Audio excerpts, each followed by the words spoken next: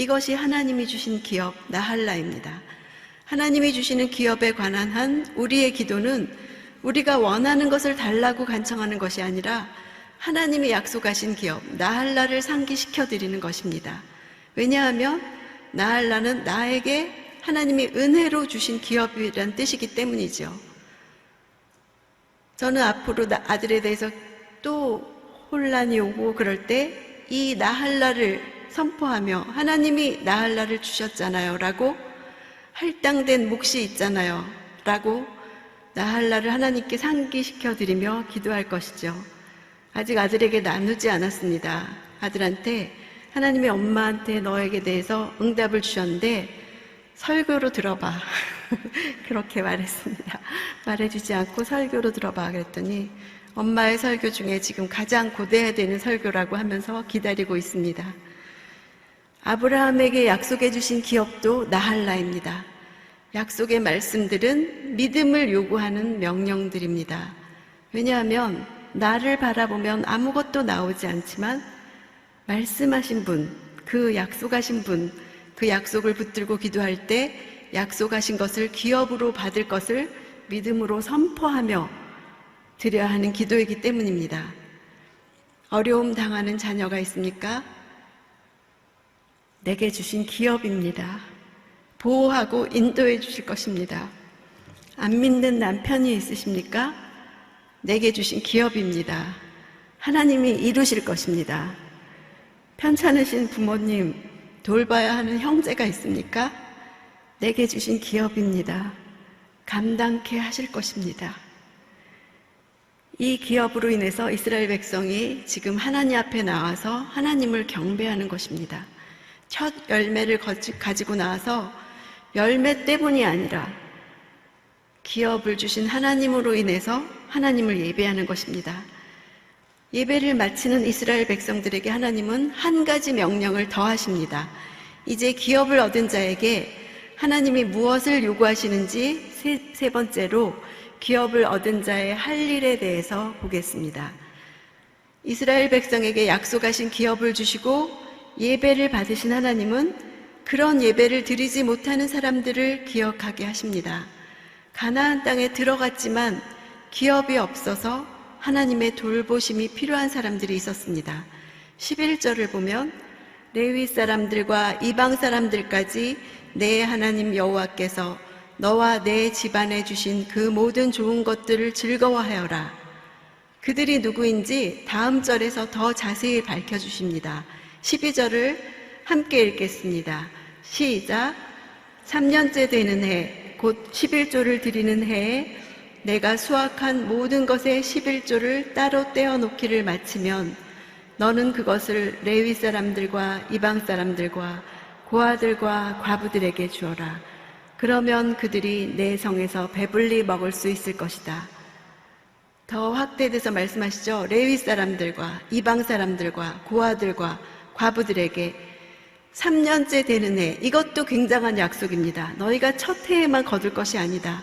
너희가 이제는 매해 농사를 지어서 열매를 거둘 것이고, 그래서 매 3년마다의 이런 11조를 그들을 위해서 택해서 드려라라고 그 사람들을 위한 제21조를 제도를 만들어서 사회적으로 보장을 하라고 명령을 해주시는 것입니다.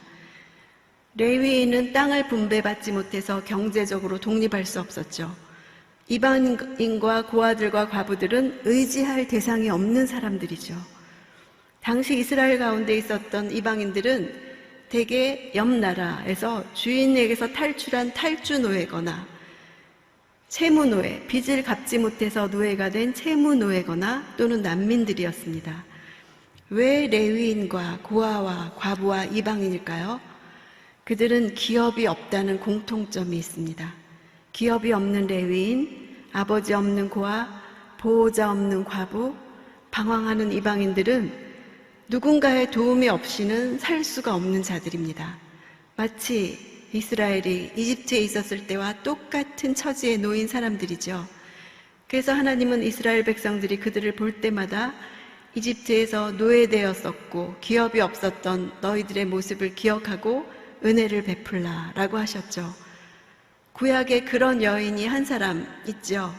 기업이 없는 이방인이며 과부인 룻입니다. 하나님은 룻을 택해서 고엘인 보아스를 만나게 하셔서 다윗의 계보에 들어가는 기업을 주셨습니다. 이방인 과부 룻을 통해서 예수 그리스도께서 오셨다는 것은 아브라함에게 하신 약속이 성취되는 것을 보여줍니다. 땅의 모든 족속이 너로 말미암아 복을 얻을 것이라. 이 복음은 모든 족속, 모든 민족을 위한 것임을 보여주시죠. 구원이 땅 끝까지 이를 것을 말씀하시는 것이죠. 모든 나라의 민족과 방언에서 큰 무리를 이끌어내어서 하나님 나라에 포함시키시는 것이 하나님의 구원입니다. 노예로 살다가 역사에서 사라질 수도 있는 작은 나라 이스라엘에게 행하신 일은 모든 민족을 향한 하나님의 뜻입니다. 그것을 말한 선지자가 있는데 바로 예레미야입니다. 예레미야 2장 3절에 이스라엘을 뭐라고 표현했는지 생각하시면서 함께 읽겠습니다. 시작. 이스라엘은 여호와를 위한 성물 곧 그의 소산 중 첫 열매이니 그를 삼키는 자면 모두 벌을 받아 재앙이 그들에게 닥치리라. 여호와의 말씀이니라.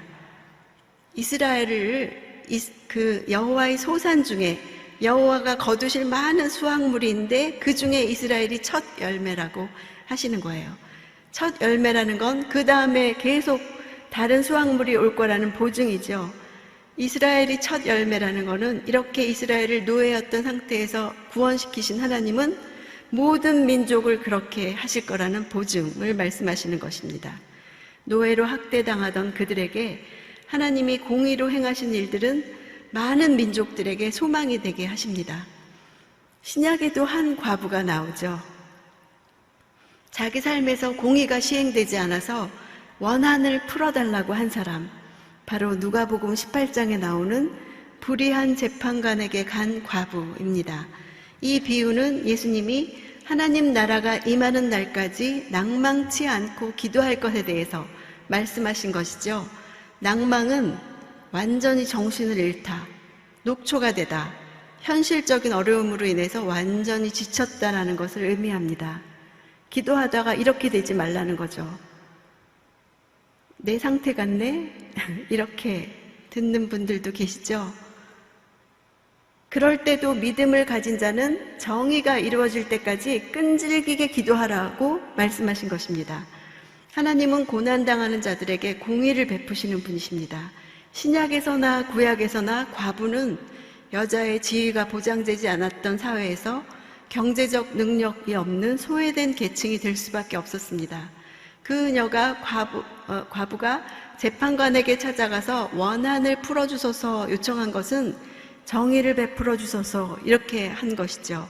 자기 삶에서 공의가 시행되지 않았다는 뜻이죠. 재판관에게 갔다는 뜻이 그거죠. 시시비비를 가려서 공의로운 재판을 해달라는 요청이죠. 과부가 요청한 정의가 어떤 정의인지 신명기, 우리 큐티한 신명기 앞부분에서 구분 지어준 대목이 있습니다.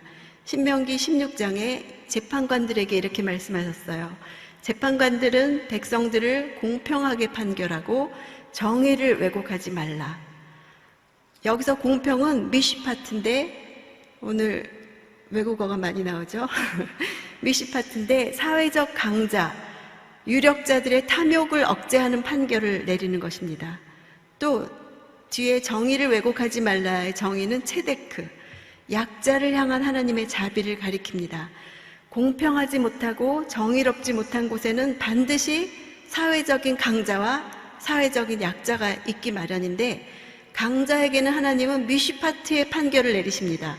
그 탐욕에 대한 공평을 내리시고 약자에게는 체데크의 판결을 내리십니다. 하나님이 보여주시는 자비가 나타나기를 판결하라고 하신 것입니다. 과부는 아마도 체데크를 호소했겠죠. 과부의 그 비유에서 예수님은 뭐라고 하시냐면 누가복음 18장 7절에서 8절을 함께 읽겠습니다. 시작. 하나님께서 밤낮으로 부르짖는 그 택하신 백성들의 원한을 갚지 않으시고 오랫동안 모른 채하며 내버려 두시겠느냐. 내가 너희에게 말한다. 하나님은 속히 그들의 원한을 풀어주실 것이다. 그러나 인자가 올 때 이 세상에서 믿음을 찾아볼 수 있겠느냐?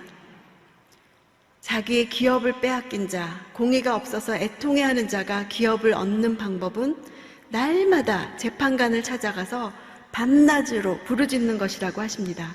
기업을 빼앗겼으면 재판관이신 하나님께 찾아가야 되죠. 부르짖어야 하죠.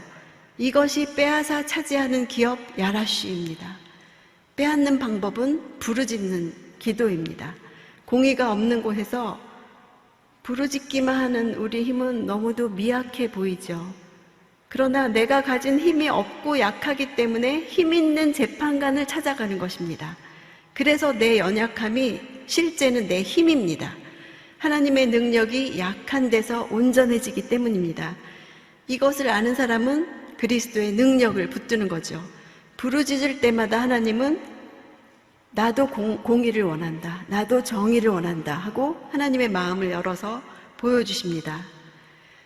저의 비전은 말씀을 붙들고 중보하는 중보 기도자입니다. 어떤 말씀을 붙드냐 하면 하나님이 기업으로 주시겠다고 약속하신 말씀입니다. 그 비전을 알기 전까지 저는 문제가 생길 때만 기도했습니다. 평안할 때는 기도하지 않았어요. 문제가 터지면 그때서야 내가 기도를 많이 하지 못했구나.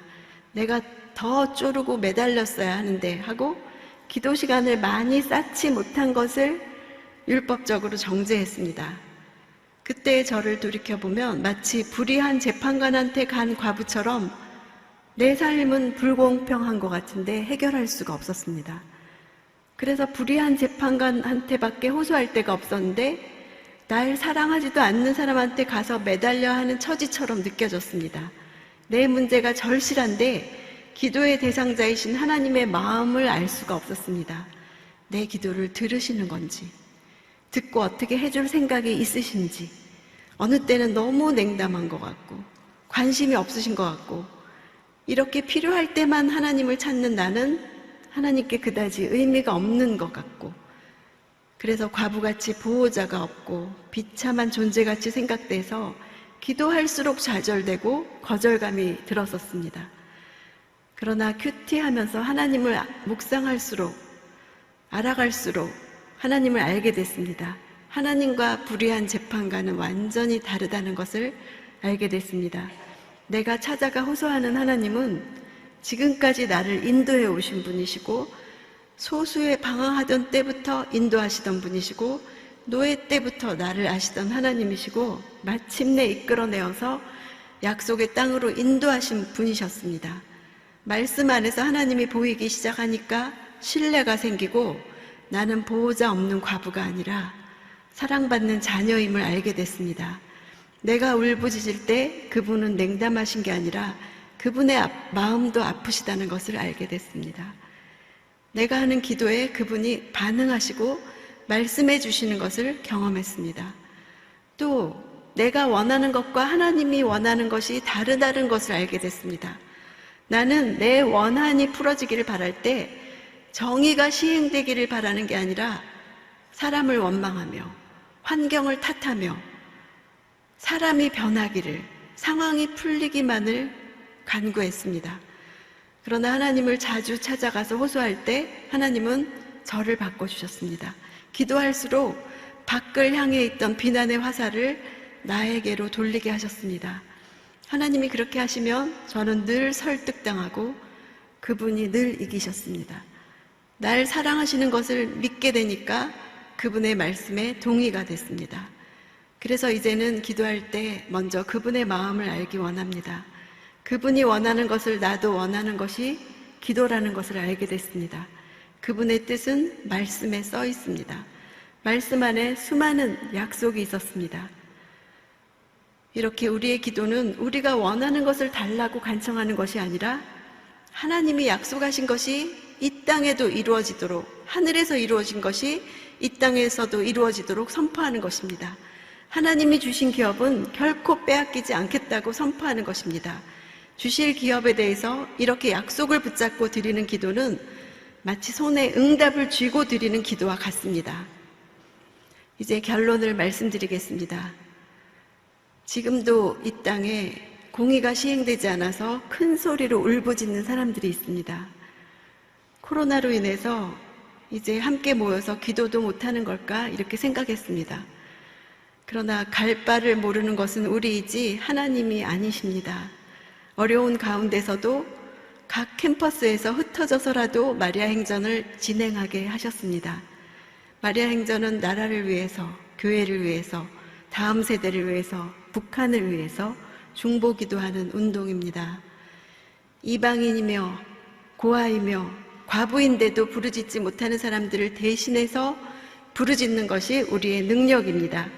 기업이 없는 사람들, 기업을 빼앗긴 사람들, 공의가 없어서 원한을 풀어주소서 하는 사람들의 고난은 이 시대로 인한 문제들입니다. 이 시대가 지닌 문제들이 있죠. 이 시대에 권세를 지닌 악한 영으로 인해서 기업을 누리지 못하게 하는 문제들이 있습니다. 왕궁에 앉아있던 에스더에게 민족 몰살의 위기가 전해졌을 때 에스더는 금방 나서지 않았습니다. 내가 무엇을 할 수 있을까 하고 움직이지 않았습니다. 왕궁에 있는 자신의 안위가 깨지는 것을 두려워하는 에스더에게 하나님은 모르드게를 통해서 말씀하셨죠. 내가 왕후의 자리를 얻은 것이 이때를 위함이 아닌지 누가 알겠느냐.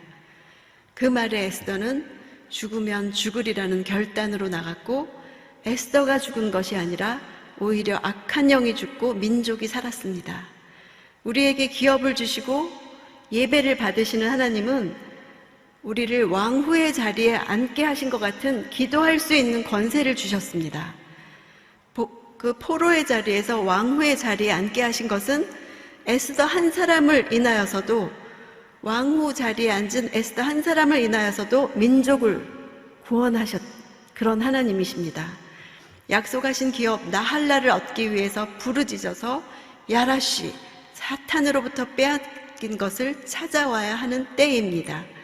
이 민족을 향한 약속의 말씀을 붙들고 기도할 때 이 나라를 살리실 것을 믿습니다. 나라가 사는 것이 내가 사는 길입니다. 중보기도는 사람을 붙잡고 하는 기도가 아닙니다. 하나님을 붙잡고 하는 기도입니다. 문제를 붙잡고 하는 기도가 아닙니다. 하나님을 붙잡고 하나님의 뜻을 붙잡고 하는 기도입니다. 기도할 수 없는 사람을 대신해서 하나님 앞으로 데리고 가는 것입니다. 중보기도자는 이렇게 기도함으로 상황이 바뀔 것을 믿고 기도하는 사람입니다. 기도할 때 하나님의 능력을 부어주시죠. 기름의 특성처럼 하나님의 능력, 기름 부음이 내게서 그치는 것이 아니라 내게 부어주신 것이 다른 사람에게까지 영향을 미치게 하십니다. 이 땅에 이루어질 하나님의 뜻을 위해서 기도하는 자이기 때문에 하나님의 마음에 있는 것들을 놓고 기도할 때 하나님의 마음과 일치하기 때문에 그 기도는 반드시 응답을 받습니다. 우리가 이렇게 기업을 누리는 자로서, 하나님을 예배하는 자로서 기업을 빼앗겼으나 부르짖지도 못하는 사람들과 함께 부르짖어서 그들과 함께 기뻐하고 즐거워하라고 하신 약속을 이루실 것을 믿습니다. 함께 기도하겠습니다. 먼저 회개합시다. 하나님이 주신 기업을 빼앗기고도 무력하게 있었던 것을 회개합시다. 이 땅에 공의가 없는데도 부르짖지 않았던 것을 회개합시다. 빼앗긴 기업을 놓고도 그것을 찾아올 생각을 하지도 않았던 것을 회개합시다. 이 시간에 우리 자신을 위해서 먼저 주여 한번 부르짖고 함께 기도하겠습니다. 주여!